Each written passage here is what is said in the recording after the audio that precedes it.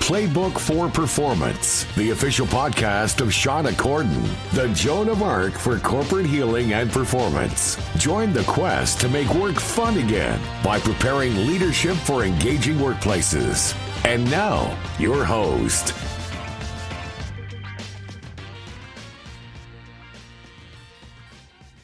Hello and welcome everybody. It's Shauna Corden here with another edition of the Playbook for Performance podcast, now available on YouTube on our channel as well. This month we're talking about spring cleaning your work relationships in the context of the new dialogue.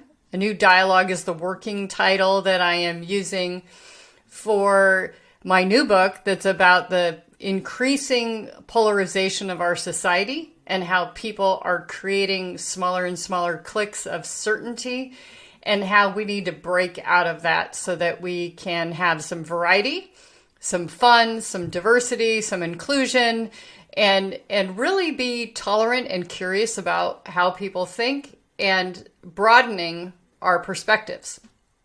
So, we really would love to have you contribute to our research, and the link to participate is in the comments and show notes below, depending on how you're consuming this podcast. So this week in particular, I want to talk about making space by clearing out the toxins, particularly in work relationships, but this could be home too. So people right now are spending and playing, not like it's 1999, but 2019. Research shows travel is up. Concert tickets are being purchased fast and furiously. Live Nation and other organizations are showing that consumption and purchase of tickets is way, way up. We are ready to resume life at a pace that's going to make up for the 2 years we didn't get to do anything very quickly and everything that's been missing with that. But there's something that we all unconsciously did to prepare for that, and that was clearing out the old. And in this case, it had to do with fear about being around larger groups of people. It had to do with getting rid of masks. It had to do with some of the mandates going away and things like that. And so in our lives, in general, to make room for new, we have to let go of the old. And in particular, what I want to talk about today is that during the pandemic, people generally made their circles smaller. Everybody had Zoom fatigue. You know, happy hours on Zoom, probably the first couple months might have been kind of fun, but after a while it was like, I have had enough Zoom. Too much. And so in that space, we may have eliminated some relationships that weren't worth the effort. They weren't that valuable to us. And that's okay. We're not meant to be friends with lots and lots of people authentically. Our brains can only handle so much intimacy. And that's okay. But we want to make sure that the relationships that we have are actually really valuable, that they're nurturing, they're supportive. And so how do we decide what deserves our space and our effort?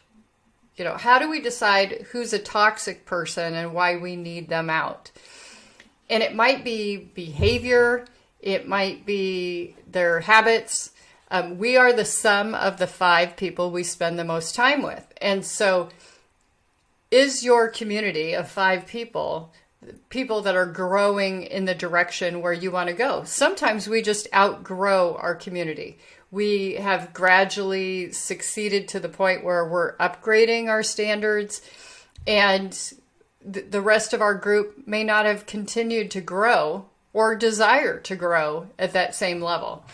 And so how do you decide what deserves space and what deserves your effort? Because every relationship, if it's valuable, requires effort. It takes time to spend with these people.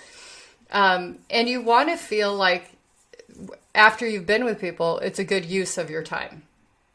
So I'll give you an example of a quote here. I've been working at my blank, and I'm at the point where I don't know if I'm going anywhere. So I'm really questioning if I'm wasting my time and I should quit my blank and move blank. So you probably had some words pop up in your head as I read that phrase. You might have thought, my relationship, my marriage, my friendship, my workplace, my job, and do you want to move on? So how do you make a decision? When I'm coaching my clients, these kinds of topics come up regularly. And the best way to do this is to go back to your values. So a lot of times people are like, I'm not sure what my values are. I know what my old values were, or I know what my parents' values were, or my workplace values were, but I'm not so sure what my own are. So I give people these clues. 1, think about what drives you crazy. If people are late, if people are rude, if people, you name it. The opposite of that is typically a value. So you value timeliness or manners. That's a good indication of a value. The other thing I ask is, what do you like to spend your time and money on? Is it recreation? Is it investing? Is it exercise? Is it keeping a garden? Those, and sometimes activities will support 2 or 3 values. So for example, gardening might be about beautifying your place. It might be about raising homegrown food. It might be reducing pressure on the planet by not having your food travel so far to get to you. It might be the pride of creating a meal that's made from your backyard. So activities can support many different things. But you want to go back to your values and you want to think about, what is it that makes you really feel good, versus walking away from something going, well, that was a waste of time, or that was a waste of money. So what is it that makes you feel good? Ideally, in our perfect life, in our perfect work life, we are surrounded with the things that make us feel good. So in a workplace, I often like to help clients think about their activities that they do each and every day as a pie chart. 30% of my time is spent on correspondence, 20% of my time is in meetings, 40% is on, value creation, 10% is dread. And so when it comes to that, and you look at those slices of the pie, what is it that you would really like to have a giant piece of the pie be? Maybe you want 70% of your time to be working with clients and generating value for them. And you'd really like to get rid of the things that maybe you're not very good at, like correspondence, for example. And in that case, you would want to delegate those activities to someone who does love correspondence, etc. My admin, Michelle, is fabulous at lots of things that are detail-oriented that I am not. And so I am so thrilled to have her. And she was very clear with me when I hired her. I really like to do the mundane, she calls them boring things. I don't think they're boring, but she's excellent at it. And I would die without her. She's so wonderful. But it gives me a chance to expand my pie so that I'm creating content, I'm working with my clients, I'm helping them reach their goals instead of the things that I'm not great at. So when it comes to who deserves to be a part of your life or your workspace or your time, what is it that makes you feel good? You feel competent, you have room to grow, you're learning. And again, sometimes it can be helpful to think of this in the context of, what do I get to give? How do I serve others? How can I be a blessing to others in how I deliver what I deliver? It might be, what do you get out of it? It could be super satisfying for you. And do you feel like you belong in this group? Now, one of the people that I love to follow on social media was just talking about imposter syndrome the other day. And she was talking about these infomercial videos that she did. And she's been a pro and a pioneer in this industry forever. And I was really shocked for her to volunteer that, oh yeah, I still felt that, even though I had the most popular video. And I just thought, wow, okay, we really have a tough time getting rid of that. But, is it challenging enough for you, this work that you're doing? Do you feel like there's always more to learn, to grow, to give back, to mentor? Is this a space that feels good? And is that true with your relationships as well? Are the work relationships becoming stagnant? Are you taking people for granted? Are you telling yourself stories about them that perhaps they're not giving as much as you are or making the effort? Do you feel like it's a reciprocal exchange of energy? Those are all great questions to ask in terms of those toxic relationships. And I think there's a great list, but it's going to be different for every person, about what they can tolerate in terms of really healthy relationships and toxic relationships. And I'm just going to name a couple, but I really want you, as part of your homework, to think about what's my list. So I love people that make me laugh, and when I hang up the phone or end the Zoom call or end the meeting, that I continue to think about them for a bit of time afterwards. And as I reflect on it, I have a smile on my face.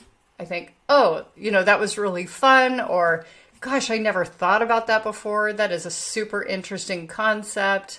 Or they just make me laugh. They have a super funny sense of humor. And even when it's perhaps even a dark topic, that they can be lighthearted about it and recognize that they are not their behavior. So those are values that are important to me. I want people who are going to contribute. I want people who pull their own weight. I want people who give back, people who pay it forward. I want them to be curious. I want them to be playful. I want people who are really good at having fun. And I especially need people who are good at planning fun. I grew up in a household where you had to earn your play, and there was always something more to do. I was a perfectionist based on how I was raised. And so there was a lot of times I didn't think I deserved to play.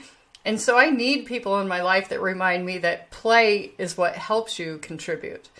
So those are qualities that I look for. Those are values that are really important to me. When it comes to what makes the cut list, the toxic people in my life, I think about people who blame others, who act like victims, that they have no agency, people who love to complain about situations but don't offer any suggestions, people who tend to kind of spiral down the conversation, or be insulting. There's no need for that. So when I am around those people, perhaps I meet them at a conference, or there's someone in my client's workplace, I will question, and I will offer the question to my client: is that person giving or taking from the environment? So how are they rising the tide that lifts all boats? What do they give to the community? Or are they just taking? So I never want that sort of leech mentality of, let me collect all the best practices from you guys and I'm not going to contribute anything. So, and anyone who's just obviously insulting or lazy, those drive me crazy. So those are the criteria for me in terms of exit. Now, of course, if you're an employee in a workspace, you don't always get to choose who your colleagues are. But you can reduce the amount of time that you have to work with them or spend time with them or even work socialize with them. And when it comes to your influence with your leaders, you don't have to necessarily call them out or be a tattletale or anything like that, but you can amplify the qualities of the people around you that are doing good, saying, I think we need more of this. So your homework this week, because coaching without action is just entertainment, your homework this week is to really think about what deserves to stay in my life. What do I want more of? What do I want less of? And what is it that I am going to move out of my brain, my workspace, my you name it, so I can create space for more of the things that I really want. So get clear about what it is you want more of, what you want less of, and actively move out those toxins. This is spring cleaning. And so we're going to create spaces where our environment is something that feeds us each and every day. If you like this podcast, please subscribe, tell your friends, forward it on. We want to hear from you. So you can email us at podcast@shaunacorden.com. And again, please, please, please contribute to our survey. We're really trying to reduce that polarization and toxicity in the environment all around you. So please contribute to our survey. The link is below. Take care.